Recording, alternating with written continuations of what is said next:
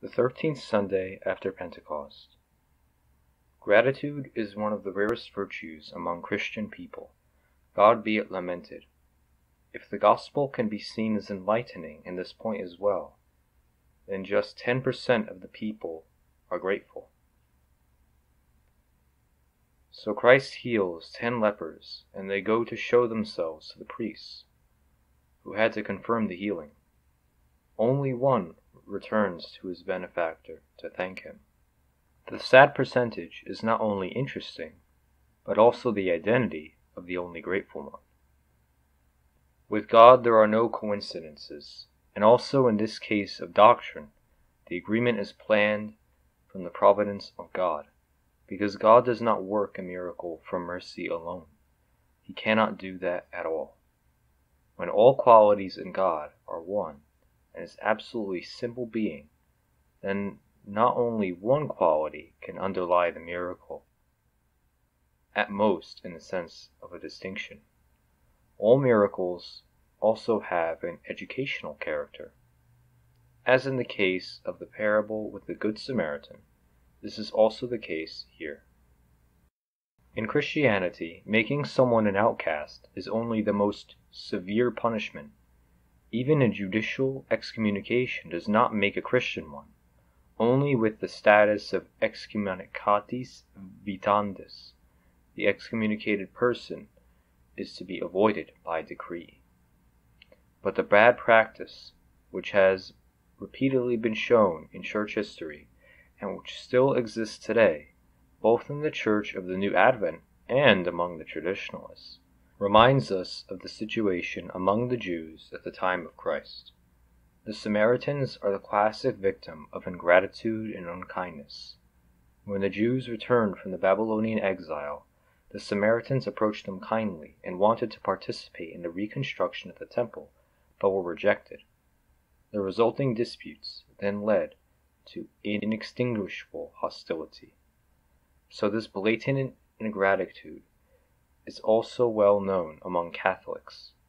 To ask a generous benefactor what he wants to do with his donation, or to prescribe to him what he should donate, or even to impose conditions on him, is something that generous and grateful people cannot even imagine. Yet this sin is often committed, even by priests who obviously do not see that they are no longer Christians, regardless of their eternal office. Christianity does not only preach gratitude, it is gratitude. Every true Christian knows the terms: favor, willingness, affection, kindness, courtesy, joy, friendship, gratitude, thanksgiving, forbearance, appreciation, popularity, vogue, reputation, influence, credit, gratuity, attraction, congeniality, charisma, appeal, but above all, grace and charity. All these terms have a translation in Latin or are contained in this word, gratia, in Greek, charis. This is the highest thing in Christianity, where gratitude and love cannot be separated. It is impossible to be a Christian without the cross and its meaning as sacrifice, pain, suffering, repentance, atonement, dedication, obedience. Just as through the history of salvation, the sign of the cross is linked to the Most Holy Trinity. Higher, however, is the love, joy, and gratitude which characterize the blessed for all eternity. Gratias tibi ago, says the Latin. I give you thanks, grace, favor, affection, etc. Thus also the most precious thing we have on earth, the sacrament to which all others lead, the miracle of Christ, to which all other miracles of Christ led, Sanctissima Eucharista.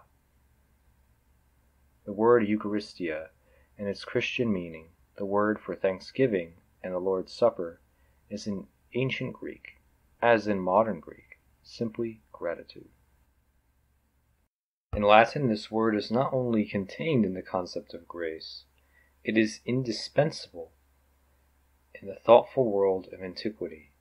Grate with pleasure, grates thanks, gratificatio favors, rewards, etc. Gratificior giving. Gratosius, pleasing, popular, influential, charming, pleasantly, friendly, kind, obliging. Grator, rejoicing, congratulating, felicitate. Gratulatio, thanking, congratulating. Gratus, grateful, etc. In later Latin, including that of Thomas Aquinas, gratitude is then the gratitudine, which wants nothing else but to facilitate the distinctions of the gratia. What is gratitude now? Gratitude is a special virtue that returns gratitude to the benefactor, gratia. Let us stick to the Latin word gratia for the sake of comprehensibility, so as to not have to repeat all its meanings. In his Summa Theologiae, Thomas discusses the 3 steps of gratitude. Books 2, Section 2, Question 107, Answer 2, C. First, that man acknowledges the benefice received. Secondly, that he praises and thanks it. And thirdly, that he shows his gratitude in the right place, within the limits of his possibilities, by an appropriate service. For example, the bottle of wine or the flowers for hospitality. The ungrateful person is especially not ready for the latter, although he may express his gratitude. Not recognizing the beneficence as such is stupidity or madness, not expressing the thanks and praise or doing the opposite. What do you want to achieve with the donation? Is unkindness and boorishness, but the real ingratitude consists in the omission of the return service. Many people do not know this at all when they expect a gift as a matter of course in their shopkeepers' souls, and confound the demand for consideration with cunning calculation. This leads us back to the Samaritan. He, who is a subhuman in the eyes of the Jews, is the only one who shows his gratitude. Very often, even today, the despised foreigner, or the Gnostic conciliar churchman, or the materialistic new pagan, is the first to thank, and the model Catholic from the traditionalist community the last.